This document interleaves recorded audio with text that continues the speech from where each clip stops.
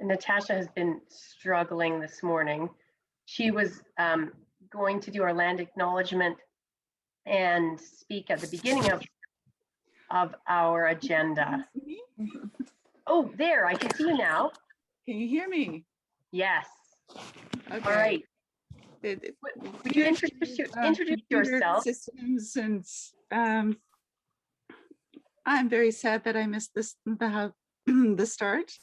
I would have really enjoyed being able to hear all the previous speakers' presentation and been able to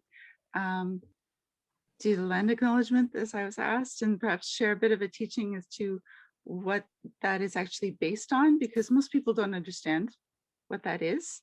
And it also ties into how I was asked to say a few words about the relationship of Indigenous peoples with the trees and what that is like and remains like. So well, please, would you do that now, even though you missed the acknowledgement? Right, and I'll try to keep it very, like, just the bare bone, just the bare root, so that people can pick that up and plant it and let that grow if it's for them. So the land acknowledgement is based on relationships, just like the how Indigenous peoples look at trees is based on relationships. And it's in the language, in the Anishinaabe related languages, and Algonquin is an Anishinaabe related language, and my people's language, Mi'kmaq, is also a related language. We do conjugates similarly to how French does, but instead of the gender, we don't have gender pronouns. We have animate and inanimate. Does it hold a spirit? Does it not hold a spirit?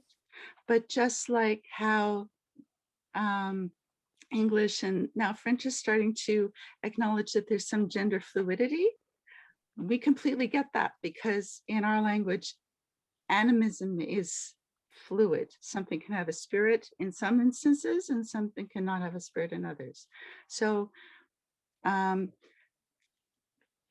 chair just sitting there, being there, is inanimate. But as soon as you sit in on it, then you have a relationship, and it has a relationship together. So in order to have a relationship, you have a spirit. So the chair suddenly has a spirit. But collectively, all chairs, a collection, has a spirit. So a group of people, that group has a spirit. And then each individual has a spirit. It's complex, but how we relate to land, we become part of that land because it's a group, and everything on that land is part of that group. So when you hear an elder welcoming you to the land, they are a spokesperson for that entire group. The land is not the flat or bumpy surface upon which you walk.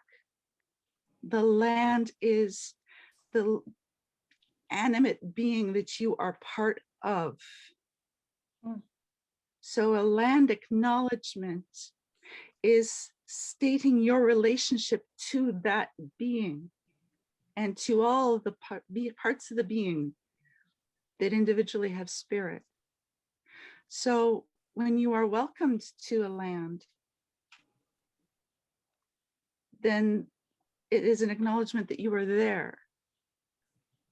Even if you are an unwelcome guest, if you are not acknowledging that, then you're just saying you're passing through.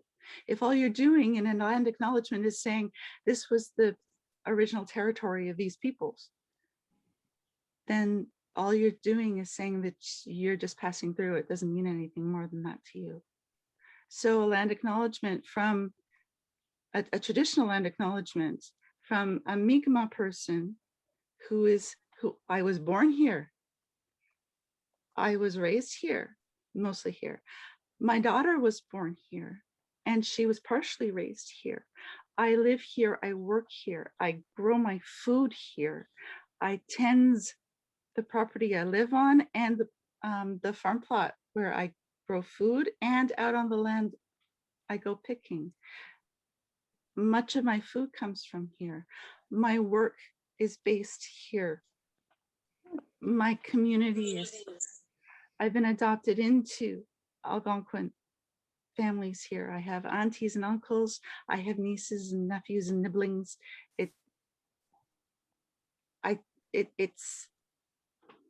It's a relationship acknowledgement. And the trees we see as being animate beings unto themselves, and then animate as a collection of, like, all birch trees, all maple, and then each of those types of trees have interrelationships with each other. So it's this vast interconnected web. And when we relate to those, we have a relationship with each, we have a relationship with all. So birch trees, we made our homes out of birch trees. The birch bark covered, and it keeps a lot of insects away. Not all, there are some insects that eat birch, but it kept the water off of us. We made our boats out of it, our transportation systems. We made baskets out of birch bark. We also made baskets, and so we carried food, we stored items and garments, and we had birch syrup and birch sugar. We maple syrup and maple sugar. We're the ones that taught the settlers how to do that. All of our food was from the land, and a lot of it came from the trees. Our homes came from the trees. A lot of our tools came from trees. We're completely dependent upon those trees. We still are. A lot of our oxygen comes from those trees. The cooling from the heat of the sun comes from those trees. So that relationship is still there.